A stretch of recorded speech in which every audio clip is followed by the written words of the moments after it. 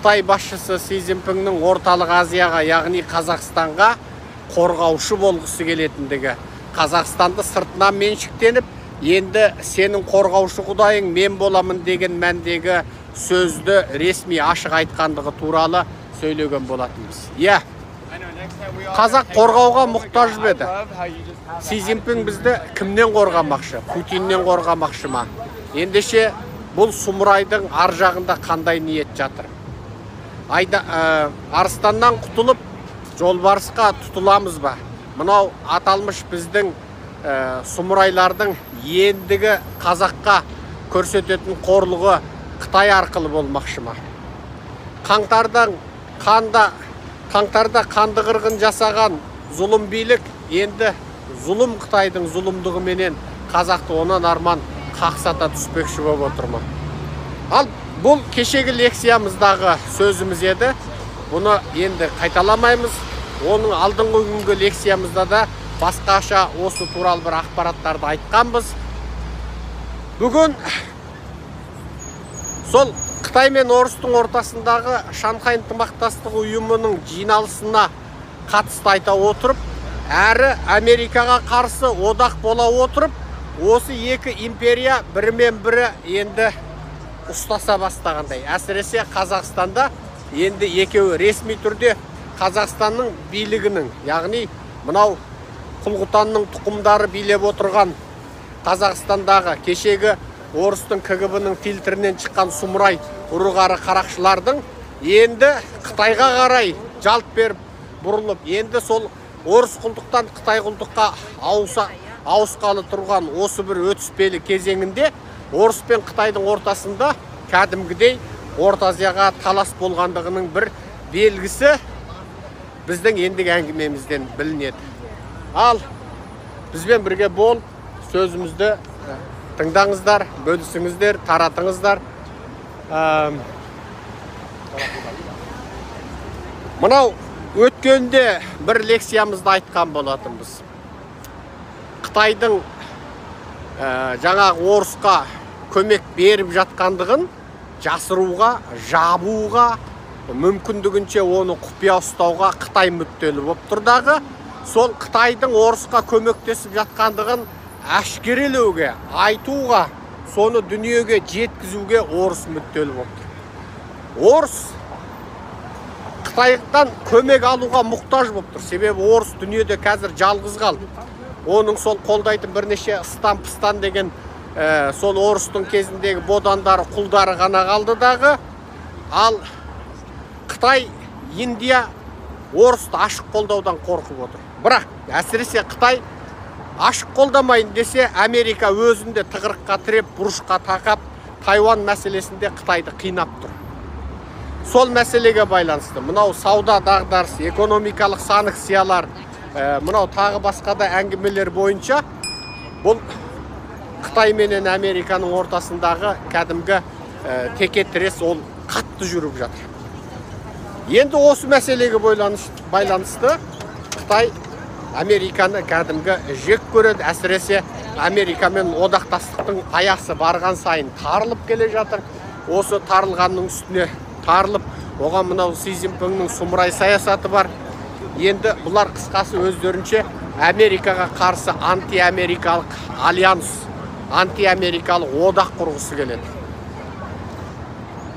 Бірақ ол одаққа Орысты кіргізіп, Орыс Қытайдың жетегімен жүретін сондай бір одақ болайын десе, оған Орыстың имперлік, шовинистік, өркөкірек, сасық кеудесі тағы бар. Соныменен өткенде Пекиндегі Ресейдің елшілігі бір сұмдық хабарды таратып кеп жіберді. Оны және Қытайдың медиасында, Қытайдың Weibo деген, микроблог деген медиасында таратып кеп жіберді. Онда олайды, мынау Қытайдың дрондары Украинаның жаңағы дрондарын анау-мынауын қынадай қырып жатыр. В общем, Қытайдың дроны керемет екен деп мақтаған Ресейдің медиасында жазылған мақаланы әлгі Қытайдағы Ресейдің елшісі жариялап кеп жіберді. Бұлай қарасаң Қытайды мақтап отыр. Ал шын мәнде Қытайдың дрон жағынан Ресейге көмектескендігін әшкерелеп тастады. Міне әңгіме қайда жатыр. Ал бұған енді Қытай шошып кетті. Дронды беруін берді. Көмектесуін көмектесті. Бірақ шошып кетті. Неге шошыды? Себебі енді сен ақыры Ресейге сен дрон беріп көмектескен екенсің. Ендеше саған санкция салам деп енді Америка шығады. Ал Қытай, бүкіл Қытайдың элитасы, бүкіл байлар, бүкіл коммунистер, саясаткерлер, ең қарапайымы ауданның әкіміне дейін. Қытайдан да бәлем бай мың аудан болса, соның әкіміне дейін олардың бәрінің ақшасы, ұрлаған, жырлаған байлығы бәрі түгелімен, тұтасыменен осы батыс елдерінде сақтаулы. Білесіздер, 80-ші жылдан бастап реформа есік ашыққандан бері Қытай сол бизнес жасады. Қысқасы, ең қарапайымы біз айтатын дамбал байпақтан бастап тіс шұқығышқа дейін әжетхананың қағазынан тартып, ең қысқасы түйме, ұсақ түйек, анау мұнау ине жіп сабаққа дейін бұл Қытай өндірді де, соның бәрін арзандығыменен жаңағы өздерінің дүниежүзі сауда ұйымының келісімдеріне қайшы түрде мемлекеттік көмек беріп, ұқсас тауарлардан арзанға сатып, кеденнің салығын кері қайтарып, тауар өндіруші өз тауарын шетелге экспорттаса, оған кеден салығынан кері қайтарылған төлем арқылы сол тауарды өзі барған жердегі сол елде өндірілген тауардан арзан болатын қылу арқылы Қытай қысқасы дүниені арзан тауармен жаулады. Бұл халықаралық заңға қайшы еді. Халықаралық заңға қайшы болады. Дүниежүзі сауда ұйымының заңына қайшы еді. Енді сол Қытай әбден сол шетелмен қым-ғуыт байланысы бар, әсіресе экономикалық байланысы бар Қытай Америка мен Еуропаның санкциясынан қорқады. Оны қорқытатын сол ғана, басқа ештеңе емес. Енді екінші бір сұмдық оқиға осы бірнеше күннің алдында болды.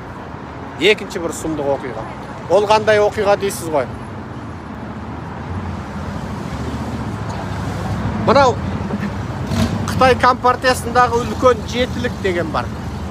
Бұл үлкен жетілік мынау Қытайдағы коллективтік басқару жүйесі ғой. Кезінде бұны дың орнатып кеткен. Яғни политбюродағы жетеу сол жаңағы ақылдасып шешім қабылдады. Сонда Сиден кейінгі үшінші адам, яғни Қытайдың үшінші билеушісі, үшінші деңгейдегі билеушісі Ли Жаншу деген Ресейге барды. Енді сол Ресейге барғанда өздерінің бейресми сөйлесудегі бір сөзі.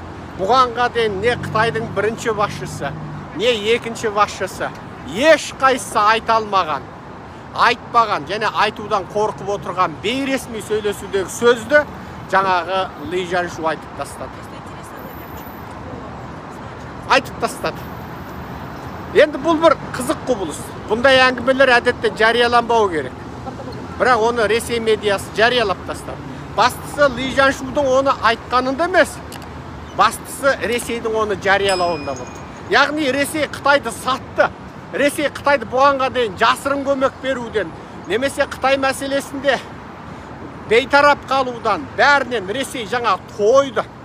Сен егер одақ болам десең, ашық Америкамен араңды суыт, ол санкция салса салсын, ақшаң күйсе күйсін, қысқасы сен біз жаққа ашық шық деген талабын көрсетіп отыр. Енді бұл жерде Ли Жаншу не айтты? Біріншісі ол бүйтіп айтты. Америка мен НАТО Ресейдің есігінің алдына дейін келді. Ресей өзін қорғау үшін тиісті сақтық шараларын қолдануға мәжбүр болды.